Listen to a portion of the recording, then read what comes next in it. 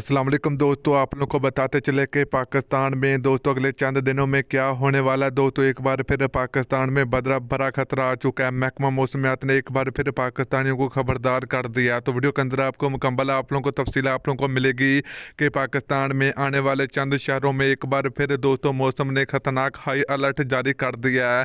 तो वीडियो के अंदर आपको मुकम्मल आप लोगों को तफसील आप लोगों को मिलेगी। दोस्तों अगर आप लोग भी हर खबर से बाखबर रहना चाहते हैं तो इस वीडियो को लाइक करें, चैनल को सब्सक्राइब करें, बेल आइकन जरूर इनेबल करें ताकि आप लोगों को मजीद हर खबर का नोटिफिकेशन मिलता रहेगा। तो चलिए मेरे प्यारे भाइयों, आप लोगों को बताते चले कि पाकिस्तान में दोस्तों एक बार फिर काफ़ी ज़्यादा खतरा आ चुका और महकमा मौसमियात ने आने वाले दिनों में एक बार फिर पाकिस्तान के बड़े बड़े शहरों में फिर बारिशों की नई पेशगोई की जा रही है। तो दोस्तों पाकिस्तान में पिछले 5-6 दिन के दरमियान काफ़ी ज़्यादा बारिशें हो चुकी हैं और अगले हफ्ते से एक बार फिर पाकिस्तान में दोस्तों खुल के बादल बरसेंगे। तो ये बहुत ही खतरनाक हाई अलर्ट जारी